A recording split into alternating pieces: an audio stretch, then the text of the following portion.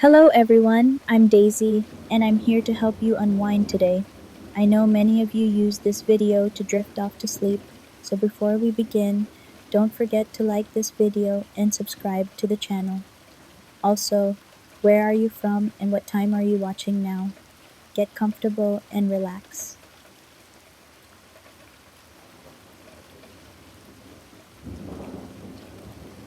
The building looked cheap and worn down, but I signed the lease anyway. The manager handed me the keys with barely a word, no explanation of the layout or even a welcome. As I walked through the dimly lit lobby, the hallway ahead stretched like a dark tunnel, the single flickering bulb at the far end casting eerie shadows. No doorman, no security cameras, just an unsettling emptiness. The elevator creaked and groaned as it carried me to the top floor, every jolt making me wonder if it would give out. My unit was at the end of a stale-smelling corridor, the air thick with a mix of cleaning chemicals and neglect. As I reached my door, the silence pressed in, an oppressive weight on my ears. I shook it off, chalking it up to nerves, and stepped inside. The apartment was unimpressive. Old carpet, chipped paint, and a tiny bedroom with a foldable bed, a desk, and a closet barely big enough to hold a coat. Exhausted from work, I tossed my suitcase on the floor, cracked the window for air, and collapsed onto the bed. That first night, I woke at 2 a.m., my eyes snapping open at the sound of footsteps outside my door. They were deliberate, one step, then another, until they stopped just outside. My heart raced as I crept barefoot across the cold floor. Pressing my ear to the door, I strained to hear more, but the silence was deafening. The peephole revealed nothing but a dimly lit, empty hallway. I told myself it was just a neighbor, someone lost, perhaps. Yet, as I lay back down, unease gnawed at me until sleep finally reclaimed me. The next morning, the hallway seemed ordinary under the sunlight, just dusty floors and burnt-out lights. I told myself I was being paranoid, a newcomer adjusting to unfamiliar surroundings. But at work, every creak or footstep in the office hallway jolted my memory, the unease lingering like a shadow. That evening, the building felt colder, quieter.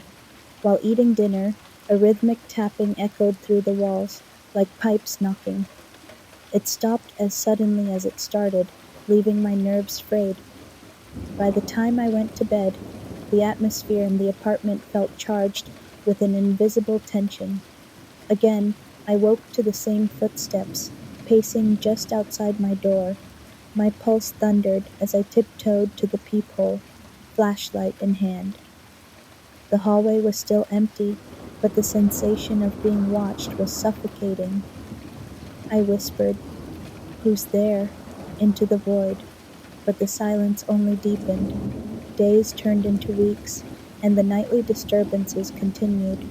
I learned the floor above mine was sealed off, locked behind a rusted chain and a faded "Do Not Enter" sign. The building manager offered no real explanation, brushing it off as maintenance. The older neighbor at the end of the hall avoided my questions, muttering something about the floor being unsafe. Every night, the footsteps returned. I began sleeping with my shoes by the door, ready to flee at a moment's notice. My body stayed tense, shoulders tight and jaw clenched, the stress seeping into my days.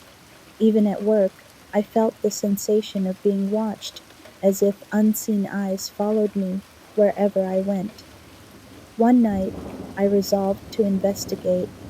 Clutching a flashlight, I climbed the stairwell to the chained door on the sealed floor.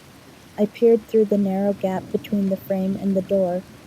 My flashlight revealed debris and a stretch of dark, decaying hallway. Then I heard it, a faint shuffling sound from beyond the door. My breath hitched as I stumbled back, my courage evaporating. The footsteps grew louder, more insistent, circling my door in the early hours. One night, I heard a scraping sound, like a nail or key against the wood. My hand hovered over the doorknob, paralyzed by fear.